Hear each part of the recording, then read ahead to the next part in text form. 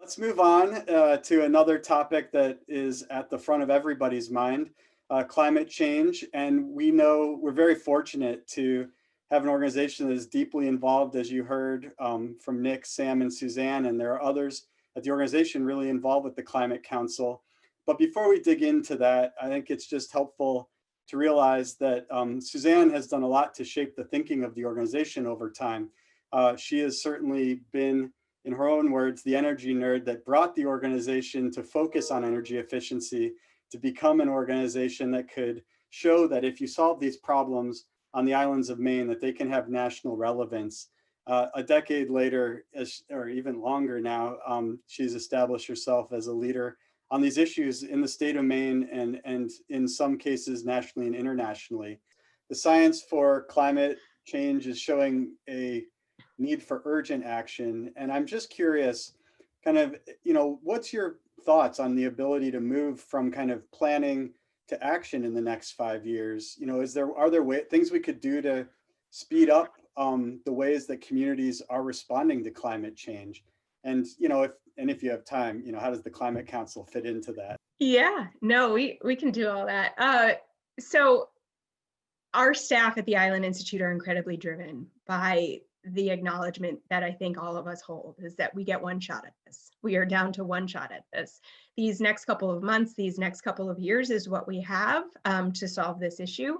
I think we are driven, by the realities and the future of our kids, the realities and futures of these communities that we are so fortunate to have so many different insights into, whether it be fishing and other aspects of the economy. Sort of the character and nature of this beautiful place we get to call home is completely at threat by the climate change issue. We know there are lots of levers for change. We have Nick Batista, skilled in the public policy arena. We have Dr. Susie Arnold, who's skilled in the science realm. We have data capacities. We have on the ground experiences. We know we can get this done. And so it's not a question of if we can do that, we have to do that. We're going to do that. It's been great to be a part of the Maine Climate Council process through Hannah Pingree's leadership and her office. It's just been a tremendous effort of not only what was able to be done in the pandemic, but what they set out to do was to bring such a diverse and large set of Mainers to the table. I think that's the first thing that, in terms of creating durable solutions, is bringing the best thinkers to the mind. The smartest person in the room is the room, and we've got a great room filled with experts and people with perspectives on this issue from all across the state that will lend itself to being able to solve these problems. I think we're really proud as a staff about how the recommendations in the Maine Climate Action Plan have evolved to be really cross-cutting. By nature of having to sort the work, there had to be buckets of work and working groups, but great effort was made by the council in the last couple of months to ensure that we're connecting the dots across issue areas. And I think that cross-sector approach is really important to us as an organization, because we know that the world does not operate in silos, and we find the greatest opportunity when we unlock the connections between them all. I think that they've done an excellent job with the Climate Council process to really hardwire implementation into it. They've started having conversations, all along the way about how will this actually get implemented? Who's going to pay for it? Who's going to move it forward? And I think it's unlike most plans that sort of separate the vision and the goals from the actual implementation.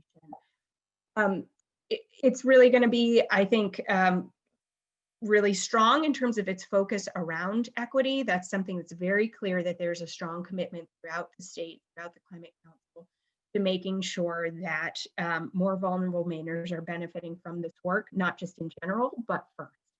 So we're talking about rural communities, small communities, natural resource dependent communities, older Mainers, and of course we've got big divides that we're dealing with when it comes to economic status, race as well. And so I think the work has really just begun, but the Maine Climate Council, again, through Hannah Pingree's leadership and with working alongside the University of Maine's Mitchell Center, was able to come up with an equity analysis that evaluated each of the recommendations of the Climate Action Plan for that equity lens, and is something that they've committed to actually following up on throughout the implementation period.